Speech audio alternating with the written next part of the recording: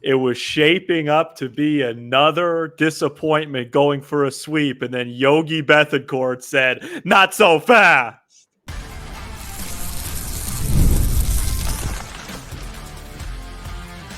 You are Locked On Cubs, your daily Chicago Cubs podcast, part of the Locked On Podcast Network, your team every day. You are Locked On Cubs, part of the Locked On Podcast Network, your team every day. Alongside Sam Olber, I'm Matt Cozy. Sam and I are lifelong fans, taking our passion into discussion with you on all things Cubs. Thank you for being part of the show and making Locked On Cubs your first listen today. And the best way you can help us grow the show is to listen every day, like the video, and comment anything below. Today's episode is presented by our great partner at Game Time. Download the Game Time app, create an account, and use code LOCKEDONMLB for $20 off your first purchase. Terms apply. Download Game Time today. What time is it? Game time. The Cubs were down 10-3 entering the seventh inning on Wednesday and stormed back to win 14-11 and sweep the Pirates. 14-10, excuse me. The Cubs scored 2 runs in the seventh, 3 in the eighth, and 6 in the ninth. And Sam, we're getting out the brooms for an incredible rally to not only win this game, but finish off the sweep. You know, in a season that's just been filled with roller coaster type games, gut punch losses, this one is at the very top in terms of thrilling wins, right up there with about a month ago when they came back against St. Louis 4-2 late. Matt, I typically don't get a chance to watch all the matinee weekday games. Same reason why most people can't. You know, you have a 9 to 5 that you clock in and out of. But today I was from home. I had a chance to watch this whole ball game. And, you know, I just want to summarize it briefly because I don't think a lot of people got to see it. It was 11:35 on a Wednesday. Right. And it started out, the Cubs looked real good against Skeens.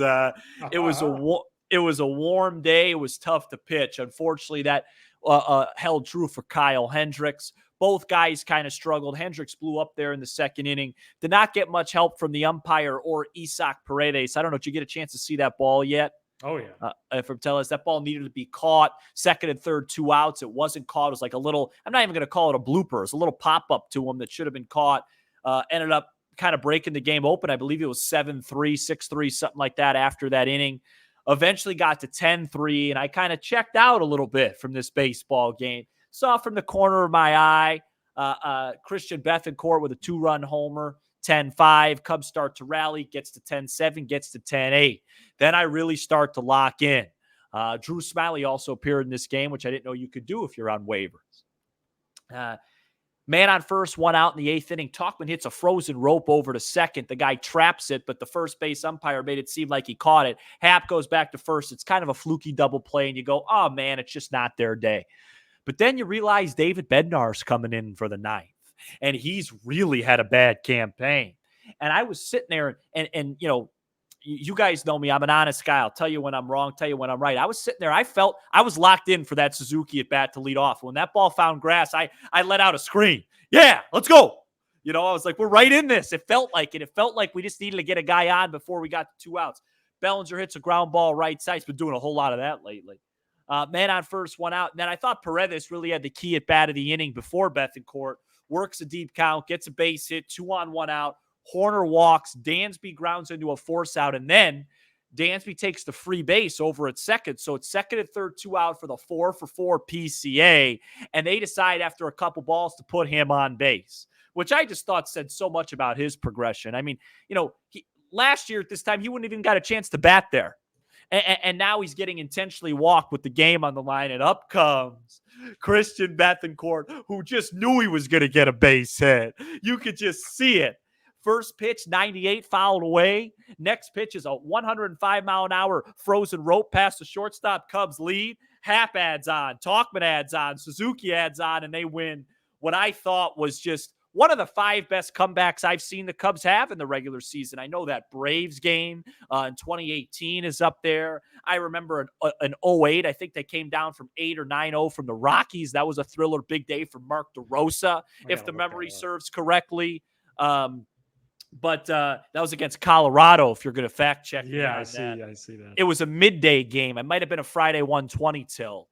I just remember my dad calling me going, the Cubs took the lead. The Cubs took the lead. But that was wild. And look, I understand the Cubs haven't got a lot of cooperation from the Bravos, and that would sure make this more important.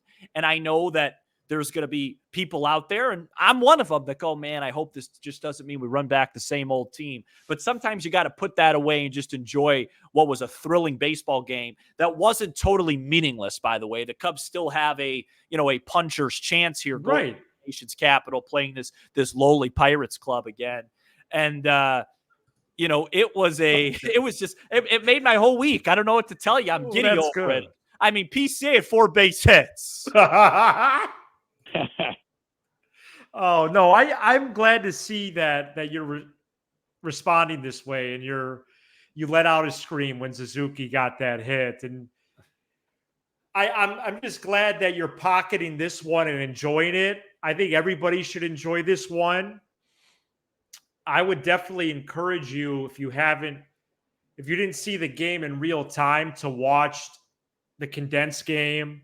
Marquee even has some clips on their app as well, but MLB does a really nice job with their game coverage, game highlights. And I do want to give a shout out to Jacob, who loves the Cubs, watches our show, and he told me they were down 10-5 at the start of our last period of school. And I didn't think anything of it because I thought this game was going to be hard to get. Mm-hmm. And then as soon as the bell rang, he told me the Cubs had just taken the lead 11-10. And then the next 10 minutes, they added on 3 and they won the game. This was one of the largest comebacks in team history. Yep. Do you have that in front of you? Because I'd like to guess a couple. They had overcome deficits. They did it in Washington. They had an 8-run comeback in Washington. Yeah, so they had they were down by 8 twice in May of 2008 against the Rockies. Yeah. 8-0 and 9-1. Yep. I don't know about the Washington one. I think they had a game. I think it was like 2012-ish, maybe. They had a crazy comeback in DC. I could look that up if you'd like me to fact check it. But I got 2 more in front of me, and then I'll look into that one. Okay, I might be. I might have my ears off. I'll look at that. I'll look it up too. We could both do that. So, what do you have in front of you, Matthew? Yeah, the Cubs came back from an 8-0 deficit to win in July of 2011. What was that? July of 2011, they came down from 8-0 against the Nationals. Oh, that's what I'm talking about. Nice job. Yeah, no, I actually got the year wrong. Go ahead. Oh. They were down 10-2 going to the 6th against the Braves on a cold and rainy April day in 18. That was April 18. Javi Baez had the big hit in that ball game. And they won by the same score as today, 14-10. That was a crazy game. Must have been about 27 degrees, a lot of walks. Baez hit a ball. Looked like it was a base hit, and it went all the way to the wall in that game to score 3. Crazy, Sam, and this is why you're the best. Cubs.com didn't have the Cubs Rockies in 2008 and Cubs Nationals in 11. Oh, I remember that the July of 2011. It was an evening game. I was watching it at Wiener Take All. I was working for my dad at the shout time. out. Yep. Yeah, and we were getting ready to close up shop, but it was like, are these guys going to come back? I don't remember the big hits in that game, though. I will say I don't remember it. I know Starlin was on that club.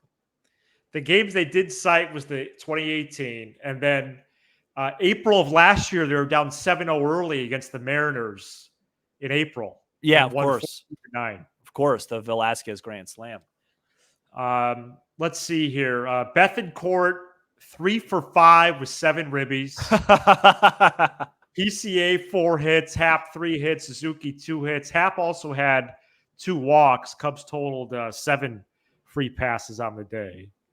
And then you had like this tier of 3 pitchers. The first tier, Hendricks, Roberts, and Smiley, which allowed the damage. And then Miller, Palencia, and Hodge, who shut the door. Yep. Miller and Palencia are really in the midst of a comeback they didn't know yet was about to take place. Craig Counsell did say after the game, Sam, they were shorthanded in the bullpen today. But they were able to at least recover after Hendricks. But like you said, another defensive miscue that really led to the unraveling of Hendricks' outing. Yeah. In short left there between Paredes and Swanson. And Hendricks wasn't good. Okay. So he wasn't good. I don't want to come out like I'm and that hasn't happened in a while, but it's still something to take note of. I think it was just one of those games where if it was 2016, he wouldn't have been good. It was hot. It was a tight zone. Kyle Hendricks isn't going to have success if strikes aren't being called strikes. Right. He just doesn't have the stuff. And then, he didn't get a ton of defensive help. But, the Hendricks thing, I don't want to get too far into it. I think the biggest reason it's probably time to move on from him is I don't think any of us could figure out what the problem is. That's the problem. It's not like he's doing it. His stuff looks the same. His velocity looks the same. His exit velocity is the same. It's just once a month he'll have an inning where it just totally unravels for him. And today he didn't get a lot of help either. But that's neither here nor there. The one thing I want to touch on, Matt, before we wrap up this is I think it's worth just mentioning a few games this season because, I know, you have good color today, by the way. I know that you and I, we cover a team. And when you cover a team, you're always going to think your team has the craziest story or your team has the worst luck because it's how it goes. Yeah.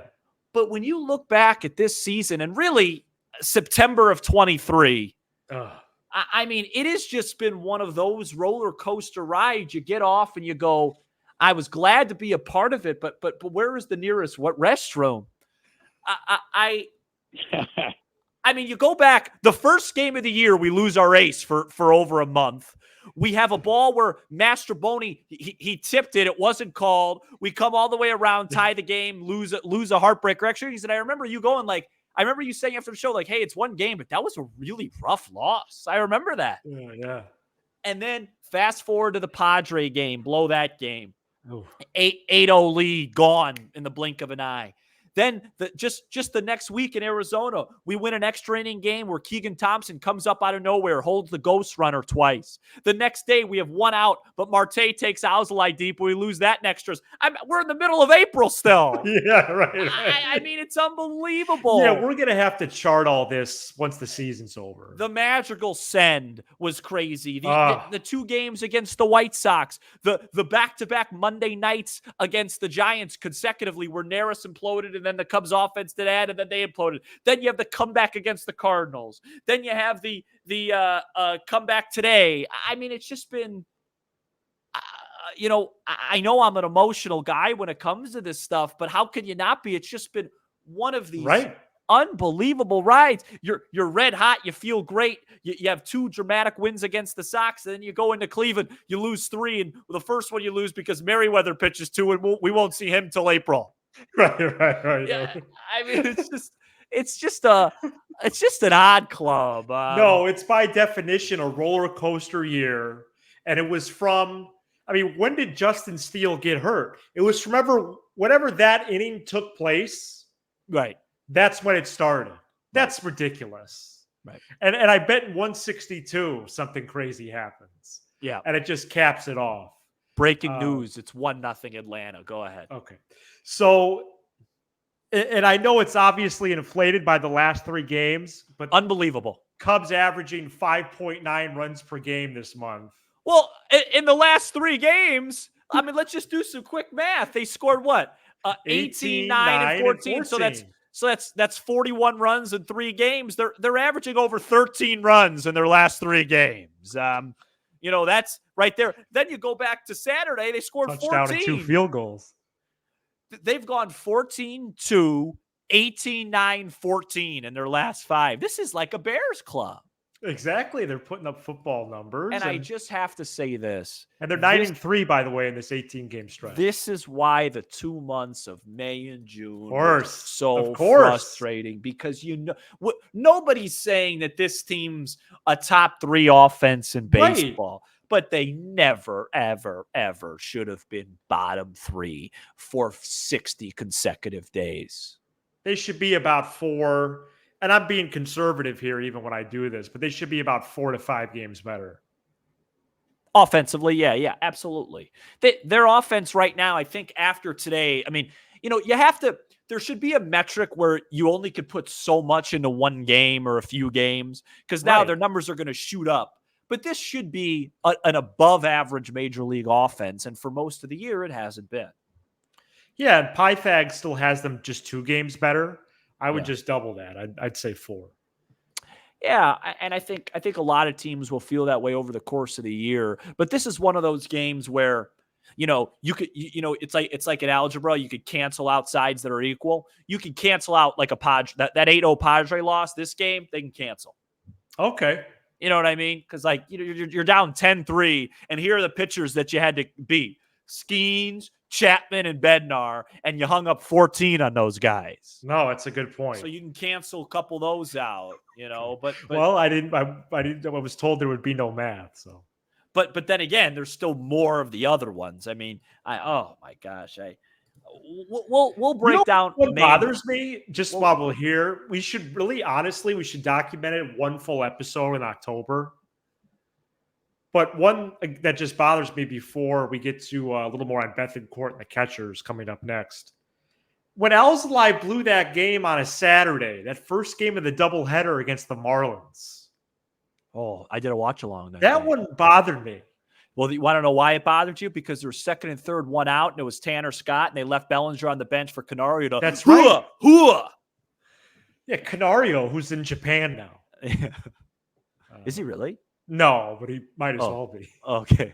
Where is he? Is he hurt? No. Well, no one's actually. I don't know. Okay. All right. Coming up next, a little bit more on the catchers. Stay tuned. Got it. Today's episode is brought to you by Liquid IV. What a great product Liquid IV has. And did you know that it has electrolytes, essential vitamins, and it's been clinically tested? I need that. From the #1 powered hydration brand in America. It's easy and convenient. You can just tear, pour, and enjoy after a long night, day of traveling, tough workout, maybe a long day at work in front of a screen. Blast off with the iconic summer flavor of popsicle firecracker. Don't let anyone tell you that it's fall. It's summer. Okay? Chicagoland area, heat indexes, or is it indices, over 100 the last 3 days. Don't tell me it's fall. No. Okay, it's summer. You know what you need for summer? Liquid IV. 3 times the electrolytes of leading sports drink. 8 essential vitamins and nutrients, always non-GMO, vegan, gluten-free, dairy-free, and soy-free. No more thirsty summers when you indulge in hydration with Liquid IV. Get 20% off your first order of Liquid IV when you go to liquidiv.com and use code MLB at checkout. That's 20% off your first order when you shop Better Hydration today using promo code MLB at liquidiv.com. We're also brought to you by Game Time. Whether it's a Cubs game, a comedy show, or a concert, I love going to live events. And now Game Time has a new feature called Game Time Picks that makes getting tickets for your favorite live events even easier. Game Time Picks filters out the fluff to show you only incredible deals on great seats, so you don't have to waste time searching through thousands of tickets with killer last-minute deals, all in prices, views from your seat, and their lowest price guarantee. Game Time takes the guesswork out of buying MLB tickets. The experience of searching for and then buying tickets on Game Time is simple. Plus, Game Time is the only ticketing app that gives you complete peace of mind with your purchase. You can see the view from your seat before you buy, so you know exactly what to expect when you arrive. Download the Game Time app, create an account, and use code LOCKEDONMLB for $20 off your first purchase. Terms apply. Again, create an account, redeem code LOCKEDONMLB for $20 off. Download the Game Time app today. What time is it? Game time. Cubs play the Nationals at 5:45 p.m. Central Friday, and you can hear every pitch of the Cubs hometown broadcast on SiriusXM by searching Cubs on the SXM app.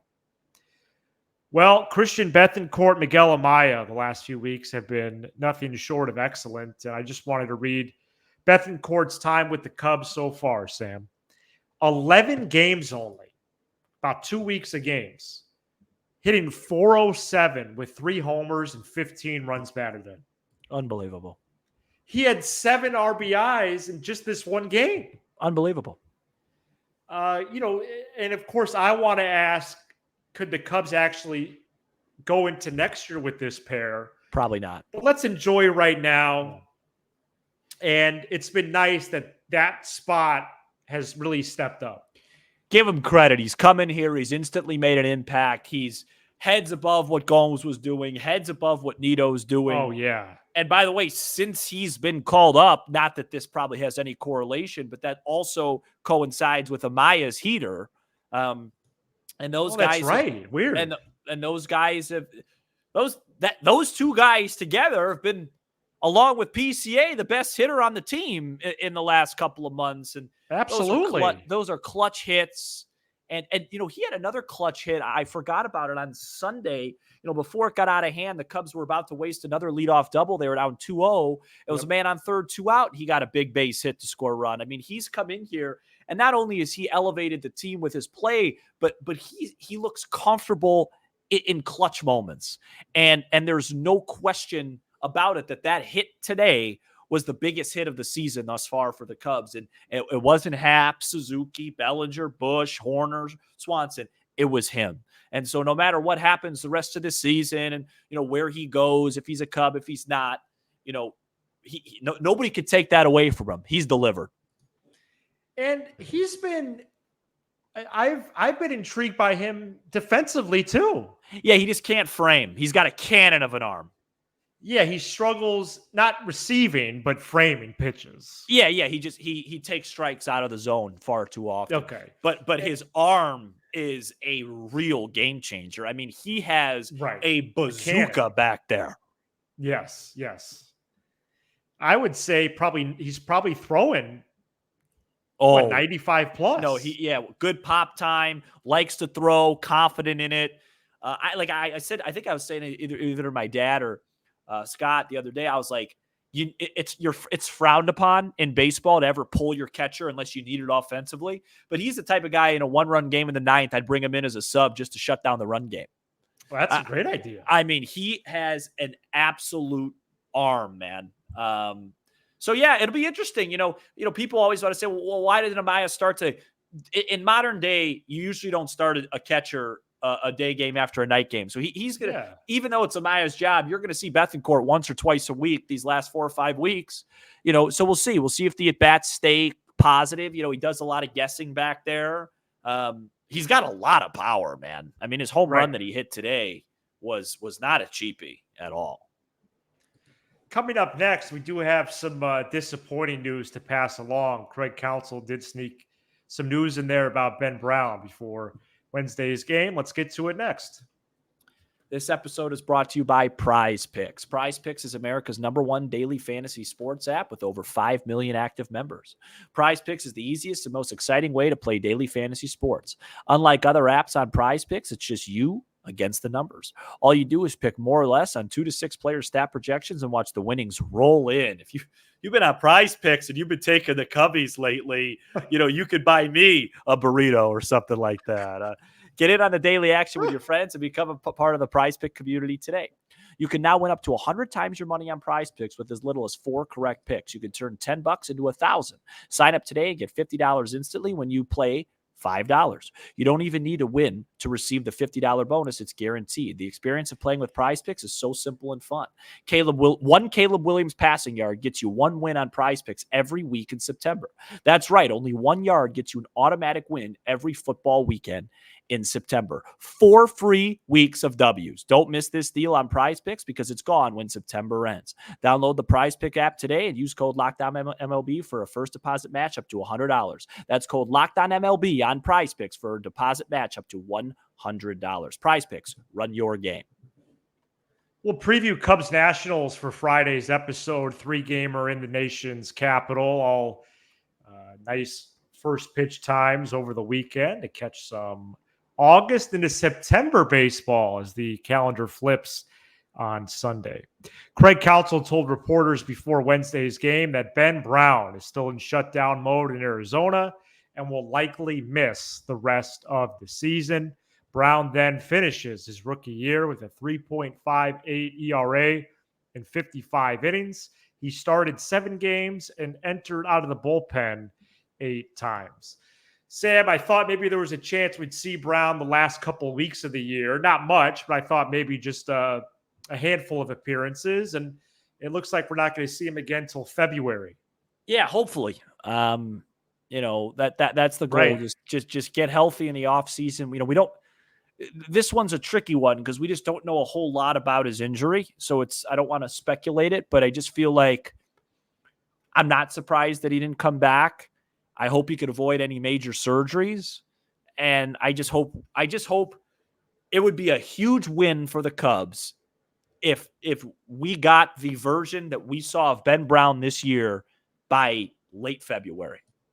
If he's healthy, ready to go, throwing 97 plus with that good big curveball that he features, that hard good curveball that he features, we would be very lucky. And not saying I don't think that's going to happen, but that's just all that matters right now. Just, see him on that spring mound, throw a 97 with that good solid curveball.